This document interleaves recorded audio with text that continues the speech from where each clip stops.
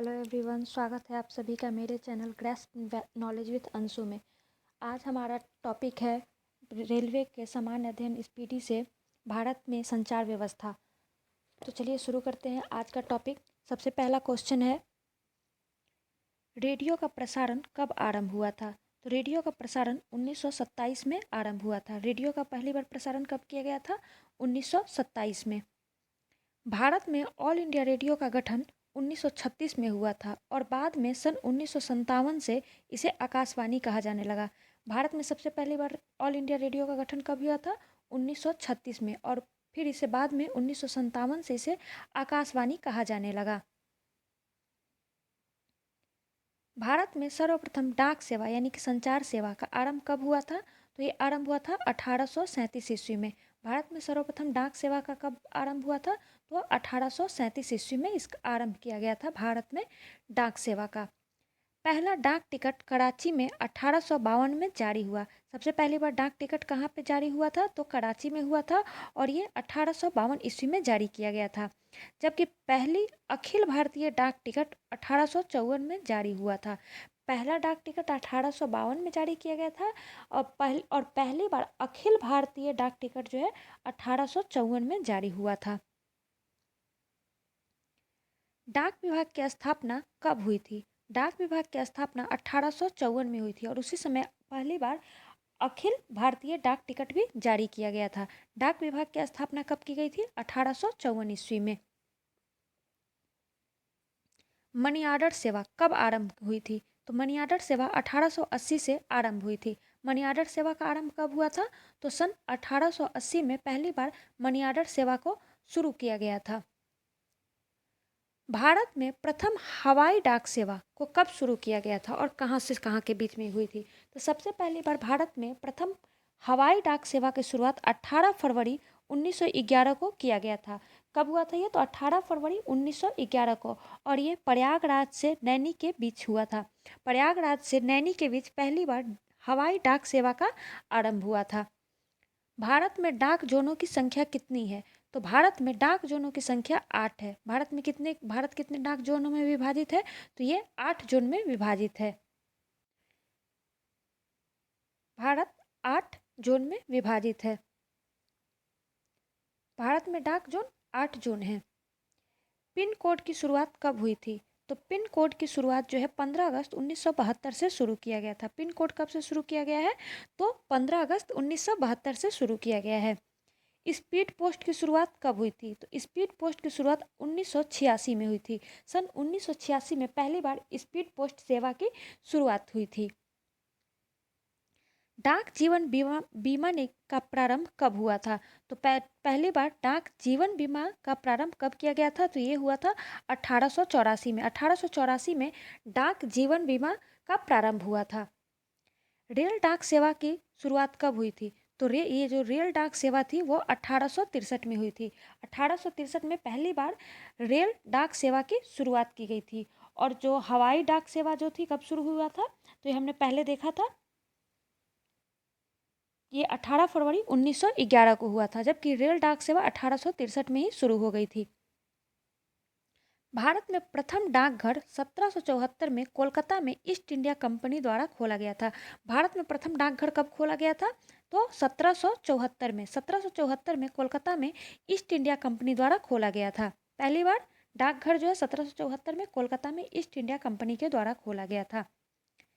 भारत में सर्वप्रथम telegraph line 1851 में कोलकाता से डायमंड हार्बर के बीच शुरू हुई थी। सर्वप्रथम टेलीग्राफ लाइन यानी कि तार सेवा कब शुरू हुआ था? तो ये 1851 में कोलकाता में से डायमंड हार्बर के बीच शुरू हुआ था।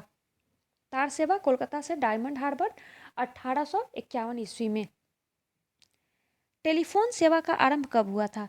तो सबसे पहले टेलीफोन सेवा का आरंभ कोलकाता में हुआ था और ये 1881-82 में पहली बार टेलीफोन सेवा का आरंभ हुआ था। दूरदर्शन की प्रथम उद्घोषिका कौन थी? तो दूरदर्शन की सबसे प्रथम जो उद्घोषिका थी वो थी प्रतिमा पुरी। प्रतिमा पुरी जो थी दूरदर्शन की प्रथम उद्घोषिका थी। प्रसार भारती का गठन 1997 में हुआ था। प्रसार भारती का गठन कब हुआ था? तो ये 1997 ईस्वी में हुआ था। भारत का प्रथम समाचार पत्र कौन सा था?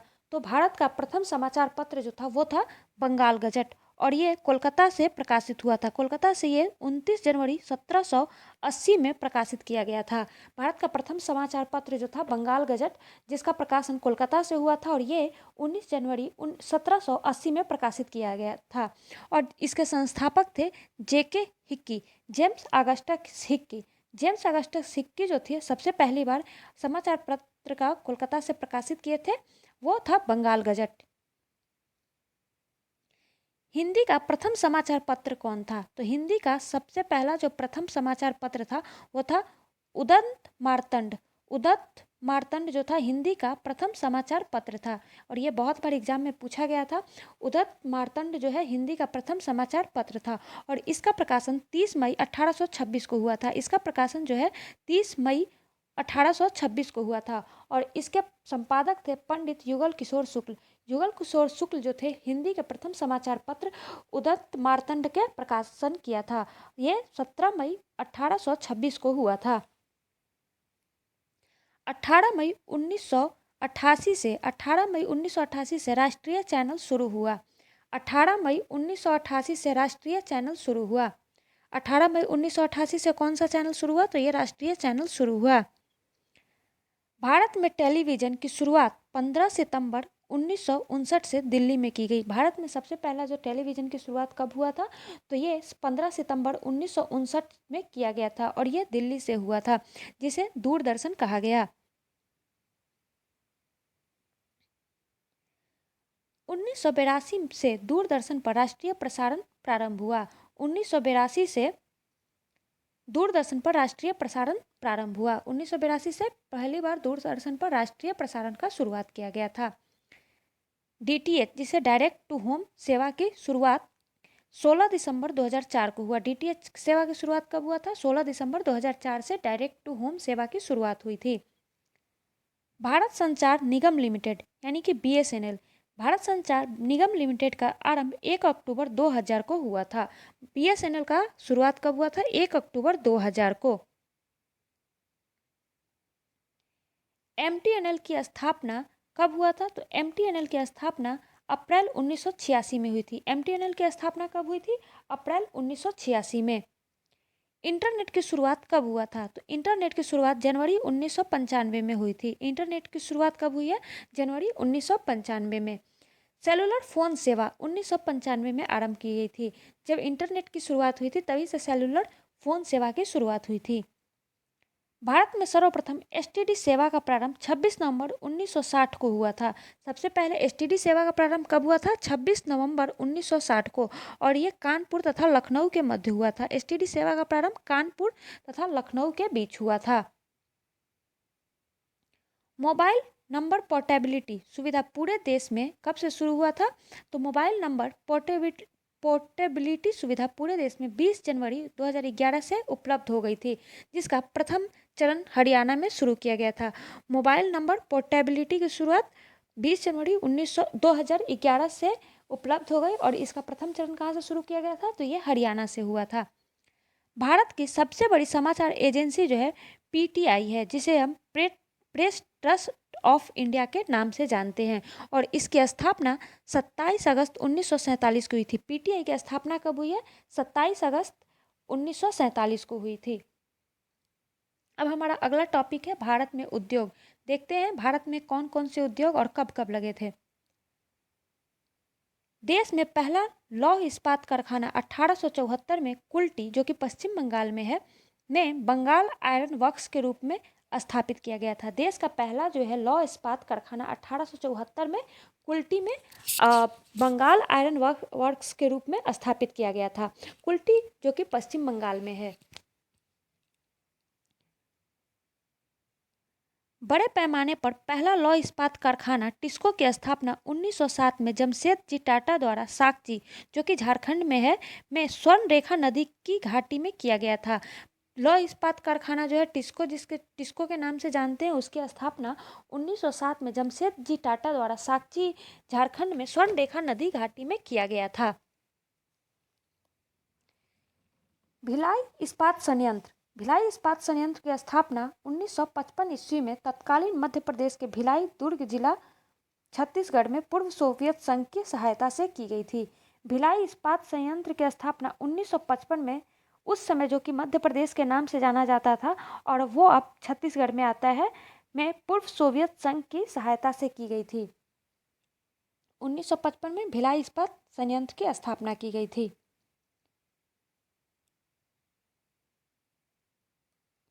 राउरकेला हिंदुस्तान स्टील लिमिटेड राउरकेला ओडिशा में है। राउरकेला हिंदुस्तान स्टील लिमिटेड की स्थापना 1959 में पश्चिमी जर्मनी की सहायता से की गई थी। राउरकेला हिंदुस्तान स्टील लिमिटेड की स्थापना 1959 में पश्चिमी जर्मनी की सहायता से की गई थी।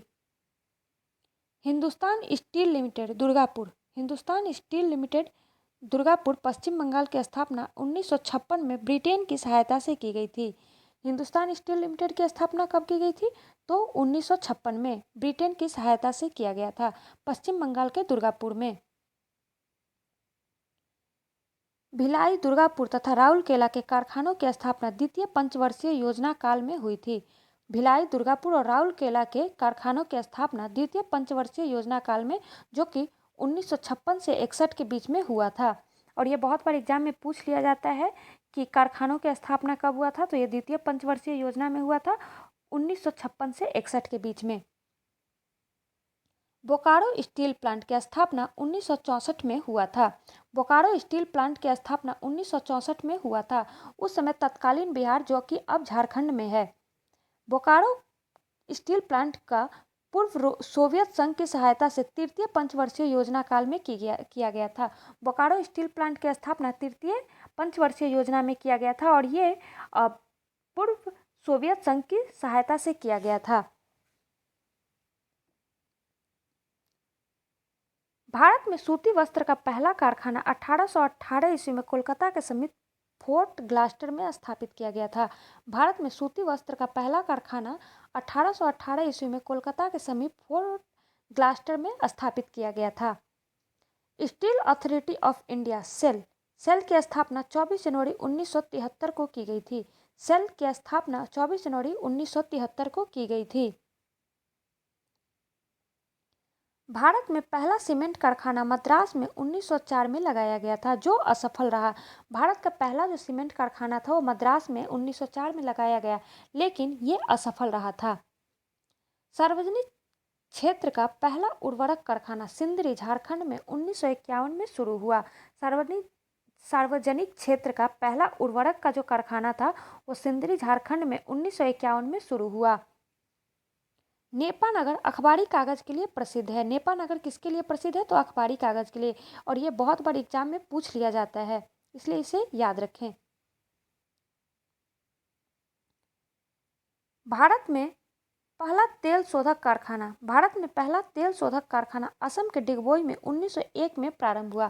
पहला तेल शोधक कारखाना जो है असम के डिगबोई में 1901 में प्रारंभ हुआ था। भारत का सबसे प्राचीन एवं बड़ा उद्योग सूती वस्त्र उद्योग है, जिसे हम कपड़ा उद्योग के भी नाम से जानते हैं। भारत का सबसे प्राचीन और सबसे बड़ा उद्योग जो है, जिसमें सबसे ज़्यादा लोग लगे हुए हैं, वो कपड़ा उद्योग है। भारत में जूट का पहला कारखाना 1855 में स्थापित किया गया था। भारत में जूट का पहला कारखाना जो है 1855 में स्थापित किया गया था, जो कि कोलकाता के रिसरा में स्थापित किया गया था। कोलकाता के रिसरा में भारत का पहला जूट कारखाना 1855 में स्थापित किया गया था। कपास को सफ़ेद सोना कहा जाता है। कपास को सफ़ेद सोना किसे कहा जाता है? तो कपास को सफ़ेद सोना कहते हैं। अंतर्राष्ट्रीय जूट संगठन ढाका में है। अंतर्राष्ट्रीय जूट संगठन कहाँ पे है? तो ये ढाका में है। जूट को सोने का रेशा कहा जाता है। जहाँ कपास को सफ़ेद सोना कहा जाता है, वहीं जूट को सोने का रेशा कहा जाता है। मुंबई सूती वस्त्रों की राजधानी कही जाती है। मुंबई को सूती वस्त्रों की राजधानी कहा जाता है। अहमदाबाद को भारत का बोस्टन कहा जाता है। अहमदाबाद को भारत का बोस्टन कहा जाता है। वहीं कानपुर को उत्तर भारत का मैनचेस्टर तथा कोयम्बटूर को दक्षिण भारत का मैनचेस्टर कहा जाता है। मुंबई सूती वस्त्रों की राजधानी है। अहमदाबाद को भारत का बोस्टन कहा जाता है। कानपुर को उत्तर भारत का मैनचेस्टर तथा कोयम्बटूर को दक्षिण भारत का मैनचेस्टर कहा जाता है।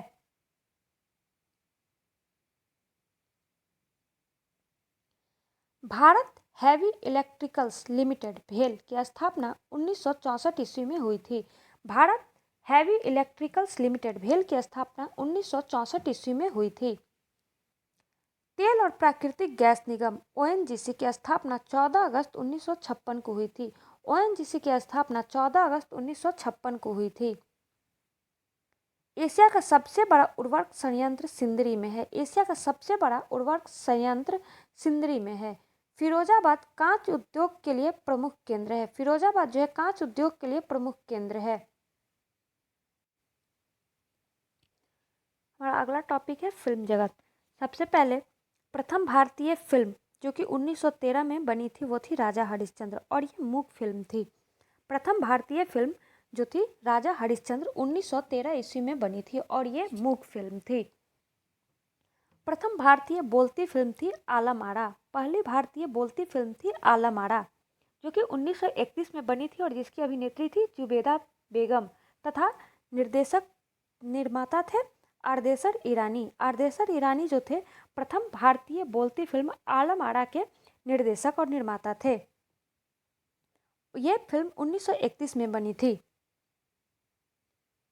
भारत में पहली बार फिल्म का प्रदर्शन 7 जुलाई 1896 में वाटसन होटल मुंबई में हुआ था। भारत में पहली बार फिल्म का प्रदर्शन 7 जुलाई 1896 में वाटसन होटल मुंबई में हुआ था। भारत में पहली अंग्रेजी फिल्म थी नूरजहां। भारत की प्रथम अंग्रेजी फिल्म थी नूरजहां। भारत की प्रथम अंग्रेजी फिल्म थी नूरजहां। भारत की प्रथम जो अंग्रेजी फिल्म थी नूरजहां। भारतीय फिल्म निर्माता महिला फातिमा बेगम बुलबुल परिस्तान 1926 में थी। भारत की प्रथम जो फिल्म निर्मात्री महिला थी वो थी फातिमा बेगम, और ये बुलबुल परिस्तान फिल्म का निर्देशन किया था जो कि 1926 में बनी थी। स्वर्ण जयंती मनाने वाला प्रथम फिल्म तुकाराम तथा रजत जयंती मनाने वाला फिल्म कपाल कुंडला थी। स्वर्ण जयंती मनाने वाली प्रथम फिल्म कौन थी? तुकाराम। तथा रजत जयंती मनाने वाली पहली फिल्म थी कपाल कुंडला। कपाल कुंडला जो थी रजत जयंती मनाने वाली प्रथम फिल्म थी। पहली सिनेमा स्कोप फिल्म 1959 में बनी गुरुदत्त की कागज के फूल। गुरुदत्त के कागज के फूल जो थे प्रथम जो है सिनेमा स्कोप फिल्म बनी थी 1959 ईस्वी में। 70 mm में बनी पहली भारतीय फिल्म शोले थी। 70 mm में बनी पहली भारतीय फिल्म शोले थी। विदेश में प्रशिक्षित प्रथम भारतीय फिल्म तकनीशियन दादा साहब फाल्के थे। विदेशों से जो प्रशिक्षित होकर आने वाले प्रथम भारतीय कौन थे? फिल्म तकनीशियन वो थे दादा साहब फाल्के।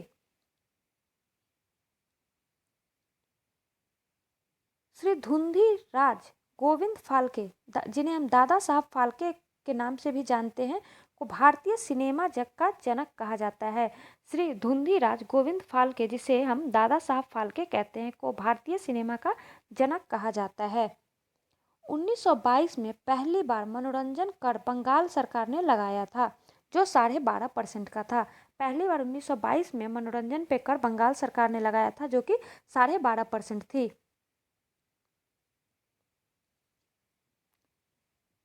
प्रथम भारतीय अंतर्राष्ट्रीय फिल्म समारोह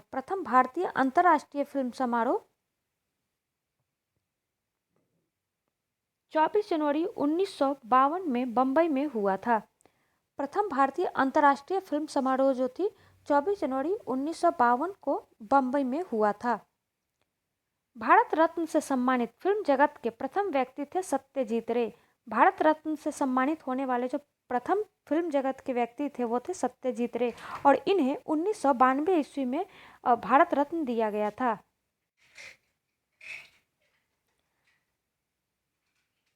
राष्ट्रीय फिल्म पुरस्कार से सम्मानित पहली हिंदी फिल्म थी मिर्जा गालिब। राष्ट्रीय फिल्म पुरस्कार से सम्मानित पहली हिंदी फिल्म मिर्जा गालिब, जो कि 1954 में बनी थी और इसे राष्ट्रीय फिल्म पुरस्कार से सम्मानित किया गया था। ये पहली फिल्म थी, हिंदी फिल्म थी मिर्जा गालिब। गीतकार प्रदीप का वास्तविक नाम रामचंद्र द्विवेदी प्रदीप था। गीतकार प्रदीप का वास्तविक नाम जो था वो रामचंद्र द्विवेदी प्रदीप था। फिल्मों में पहला संगीत निर्देशक का गौरव फिरोज शाह मिस्त्री को प्राप्त है। फिल्मों में पहला संगीत निर्देशक का गौरव फिरोज शाह मिस्त्री को प्राप्त है। राज्यसभा के सदस्य के रूप में चुनी जाने वाली पहली अभिनेत्री नरगिस दत्त थी।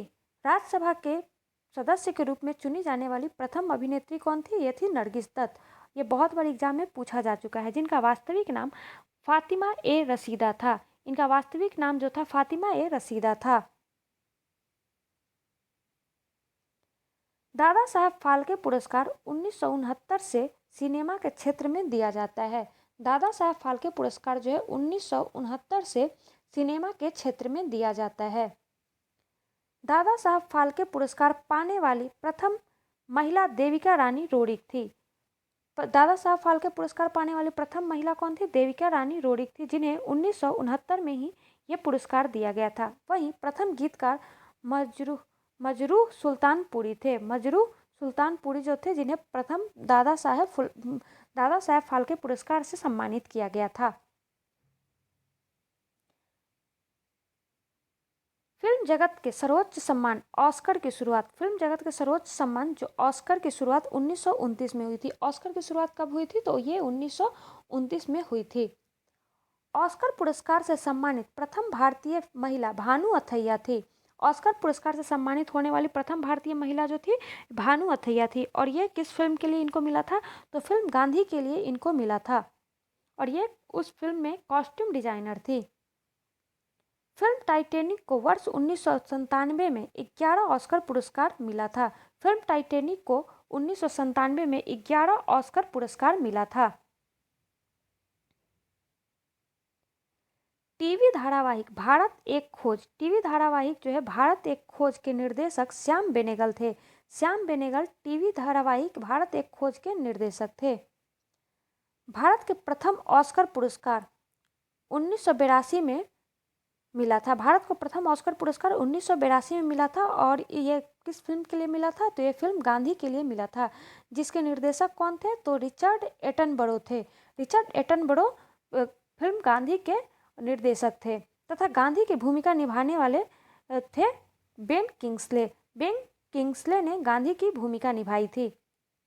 फिल्म गांधी में गांधी की भूमिका निभाई थी बेन किंग्सले ने। और इसी के लिए कॉस्ट्यूम डिजाइन के लिए भानु अथैया को प्रथम भारतीय जिन्हें ऑस्कर पुरस्कार मिला था। इसी के साथ आज का सीरीज हमारा समाप्त होता है। धन्यवाद।